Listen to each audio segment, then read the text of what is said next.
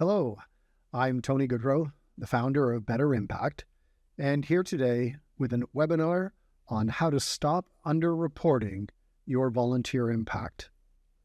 Let's get started. I'd like to start with this very simple hours report. You may have to put something together like this yourself, and I have a question related to it. If I asked the upper management at your organization, which represents your best year, which would they say? When I do this as a workshop at conferences, I do a bit of a straw poll by raising hands, and I get results. When I ask this question, when I run this as a workshop at conferences and do a bit of a straw poll by raising hands, these are the results that I would typically get. Overwhelmingly, upper management seems to think 2023 would be the best year because it has the most number of hours. This whole notion is something I want to call into question during this webinar. I'd like to turn to a story about my cousin Peter. He and I were chatting about his engagement as a volunteer, and he drives a client to a doctor's appointment weekly and has done for a number of years. If we were to apply the wage replacement value of Peter's time, using $30 an hour is a nice round figure, but close to what's used in Canada and the United States, and multiplied it by his 2 hours, we'd be saying the value of what Peter contributes to the community is $60. If we were to ask Peter's client, though, he would see it completely differently, because during COVID, when volunteer programs, including Peter's, was shuttered, Peter's client had to rely on a taxi or Uber to get him to his doctor's appointment and pay $85 each way. So I want to get us away from thinking of the wage replacement value to look at the value of what volunteers contribute to our community and replace it with what I call the service replacement value. And that's actually the value of the things that they get done and do for us. Quite arguably, one could say that the value of Peter driving his client to the hospital is actually more than $170 because of the value of the sort of friendly visit that goes on during this ride. Peter's a friendly and gregarious guy, and I bet his ride is far more enjoyable with his client than it would be with an Uber driver or taxi driver.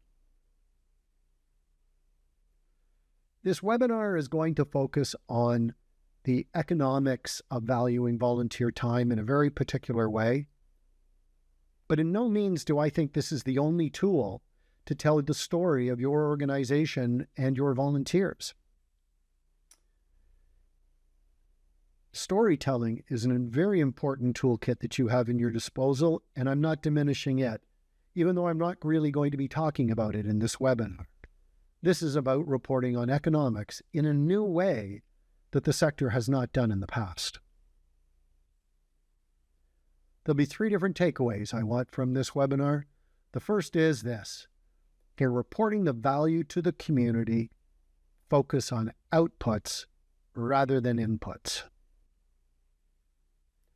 I'm not the only one out there thinking along these lines, and periodically I'm going to share with you some thoughts from some leading consultants in the volunteer sector. First, from Beth Steinhorn. I'll let you read it yourself.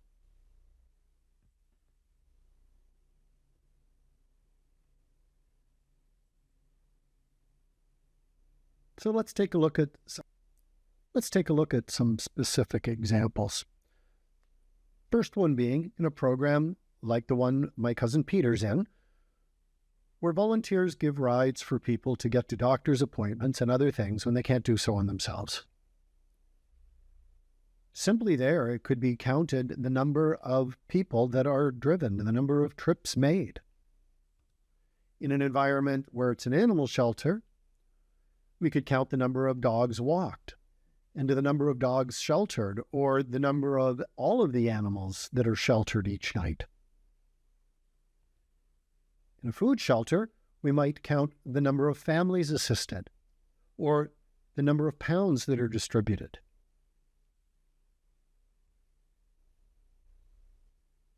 In an environment like a hospital or a theater where there's an information booth, we might simply count the number of people assisted. Time for my second poll. Roughly, how many of your volunteer roles involve measurable outputs? If we were in a workshop environment live and this poll was something we could do by show of hands, this is typically the type of response I get, where the majority are able to say that half or more of their roles involve measurable outputs. This is encouraging because it means there is a lot of opportunity to use this model for reporting the impact of your volunteers. Let's take a deeper dive into these examples, starting with giving rides to people who can't get to their doctor's appointments or other places without some help from a volunteer. If we were to focus on the number of hours, and let's say in this organization there were 1,000 hours of driving, and use that wage replacement value of $30, one might think that the community benefit value is $30,000.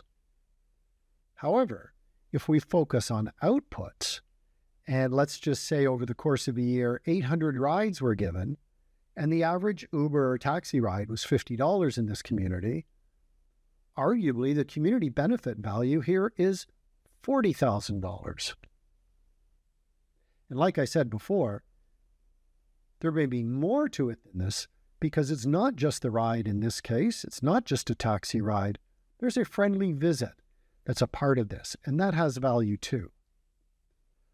But even if you can't convince someone to include that as additional value, it would be hard for anyone to argue that the value of what's being contributed here by the volunteers is anything less than $40,000, not the $30,000 listed under the wage replacement model.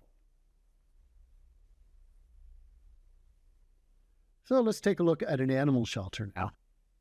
And if we were to focus on the hours of one volunteer throughout the year, let's say she does 120, and we multiply that by that wage replacement value of $30, one might think the community benefit value of what she's contributing is $3,600.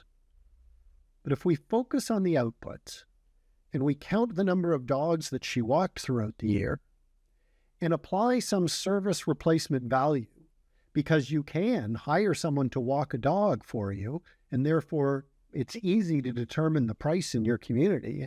And in this one, we call it $25. The community benefit value that she's really contributing is $12,500.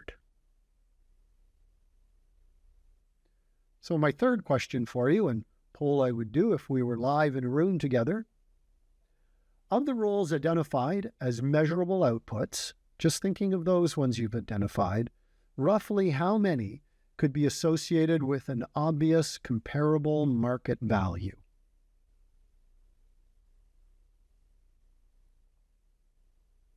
The kinds of results that I get when I'm doing this as a workshop are spread this way, that many volunteer roles have an opportunity to be associated with something with a market value. Not all, of course, but that's okay. Even if only one or two of your roles are applicable to this, that's still an opportunity for you to be able to report on the impact of fulfilling those roles in a new and more powerful and more accurate way. Now, in the examples we've just been talking about, it's been fairly simple to come up with a comparable market value and something we can attribute to the outputs of that role. So let's take a look at other roles where it might be a little trickier. In this example, an information booth in a hospital, if a volunteer were to fill a 3-hour shift with that wage replacement value of $30, we might say that the community benefit value of that shift is $90. But what would happen if volunteers weren't in the information booth?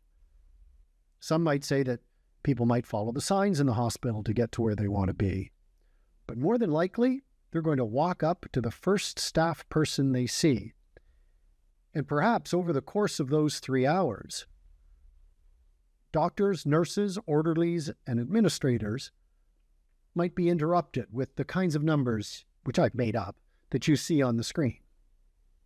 But if we were to apply those numbers times the wages for each of those positions for just 2 minutes, a minute or more to actually answer the person's question, and then some time to get back on track, get their mental thoughts back, it could easily be argued, I think, that 2 minutes of their staff and paid time has now been taken up.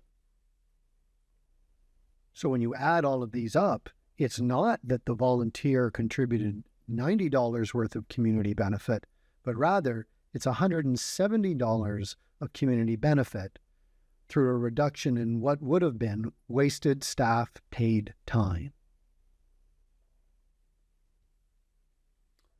So my next question. Where applicable, how interested do you think your upper management team would be in seeing the value of your volunteer engagement being presented in a similar manner based on the value of the outputs?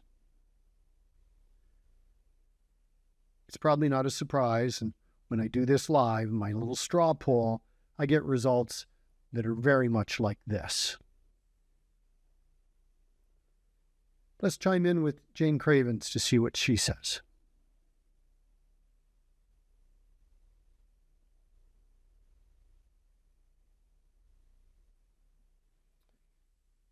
Let's take a look at another example. This is one of my favorites because I've been on the board of a festival that puts on a 4-day free concert in the park in my hometown.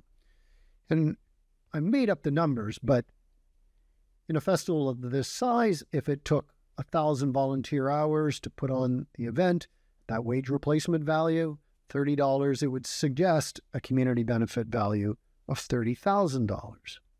However, if we focus on the outcomes, remember, this is a free festival. Well over 100,000 people attend this. And quite arguably, I could say if this was a paid event, $50 would be a great value to go in and see the entertainment. But it's free. So really, we're putting on $5 million worth of free entertainment for the community. The BIA would argue that the incremental tourism is worth another $1 million. So I'm going to say that the value of what's being created for our community is $6 million. Now, we can't give all of the credit just to volunteers. There are a large number of sponsors who financially contribute to the event as well. But together, the value is far greater, and this is underreported because in many cases, organizations don't look at the value of what they're creating. Now, I know for some roles it's going to be really tricky to come up with a value, and you could be asking yourself this question: how can I contribute a value to this one? Well, I welcome you to email me. I might or might not be able to come up with a solution for you, but I do love these kinds of challenges, and I'm sincere when I say, please email me with those kinds of questions, and I'll try to help you out. So, our first takeaway. For reporting the value to the community, focus on the outputs rather than the inputs. Next thing I want to look at is that we treat volunteer time as something that you actually spend. Let's see what my buddy Rob Jackson, a consultant from the UK, says about this.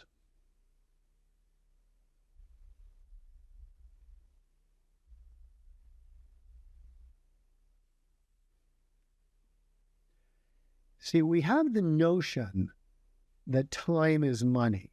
We even use it in our lexicon on a regular basis. How much time did you spend making that report? My son spends all of his time playing video games. When I go on vacation, I'm going to spend the whole time lying on the beach. We use this word everywhere, except when we talk about actually spending volunteer time. Volunteer time is a scarce resource. That's an economic term that does not mean you can't find it. What it means is that you can only spend it once.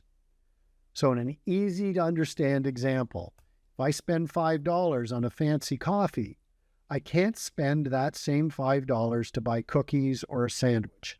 I get that's obvious. What's important is that we need to look at our volunteer time with the understanding that it too is a scarce resource. Again, not that you can't find it, it's just that you can only spend it once.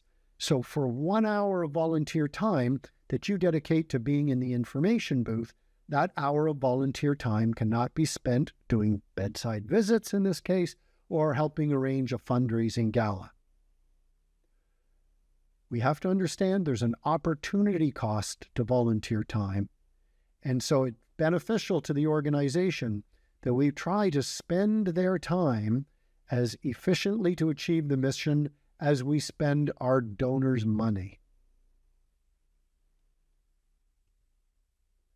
Going off to a very simple organization to set an example here.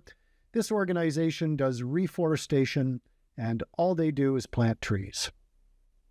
I want to take you back to that report of volunteer hours that we looked at very early in the webinar, where we identified 2023 as what we thought most upper management would consider the best year because it had the most hours.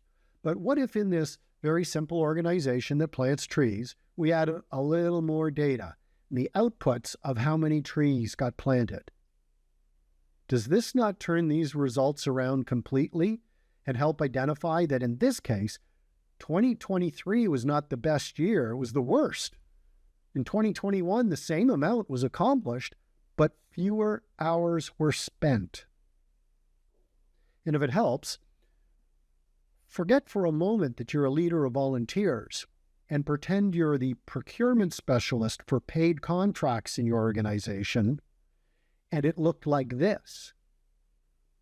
As soon as we put a real dollar value against things and we recognize that we're actually spending money, it becomes quite obvious that 2021 was the best year because it accomplished the same amount as 2023, but we didn't spend the same amount.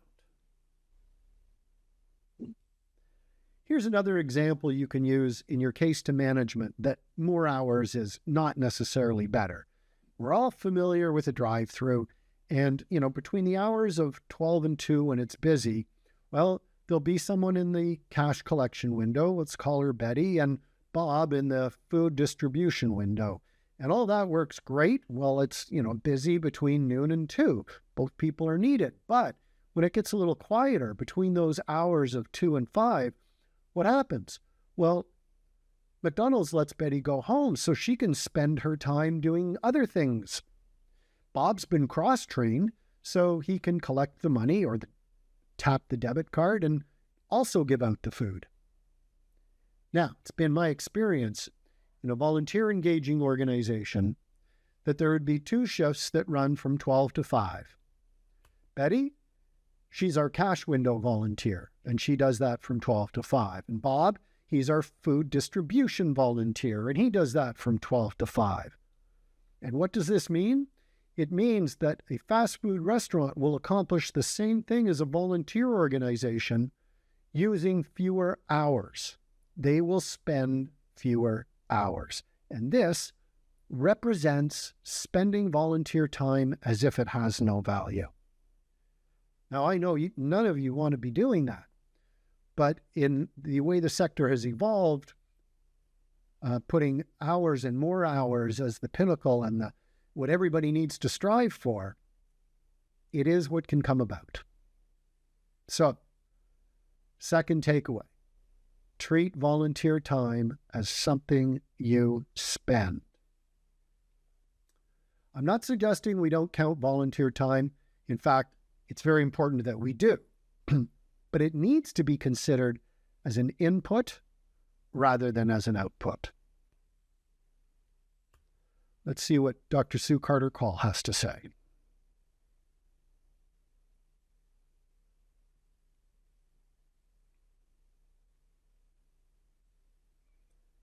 Really, what we need to be reporting on are the outputs towards an organized mission, not focusing on the inputs that get them there. So I've said it's important to record those volunteer hours and record them and look at them as an input, not an output. So let's look at these examples again. In the organization that offers rides for people, we've identified that the $30,000 here is not the community benefit value, it's actually the cost of volunteer time involved. And we can compare that cost to the community benefit value and then attribute a net benefit value, which is the outputs minus the inputs, of this case, the $56,000 minus the $30,000, to suggest the net benefits out of doing this to the community are $26,000. Looking at the animal shelter, we've identified that $3,600 really isn't the community benefit value.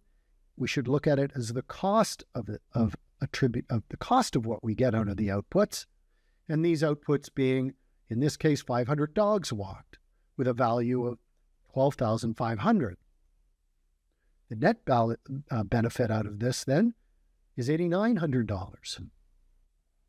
And then lastly, in our hospital, we understand that $90 is not the community benefit value of this one volunteer doing one shift, but actually that's the cost. And what did we get for spending that volunteer time that way? A community benefit value of $170 to the hospital, generating a net benefit of $80. So the third and final takeaway here is that volunteer time should be included, but as an input rather than an output. I realize that this has been very numbers and economically focused, but some of our reporting truly benefits from that. And as I said before, and do want to emphasize here again, it's not the only tool in your toolkit, but it is a valuable way to look at things that I think will demonstrate that the volunteer strategy at your organization does far more than some people realize. And I'd like to end all of this with some great words of the late and great Susan J. Ellis.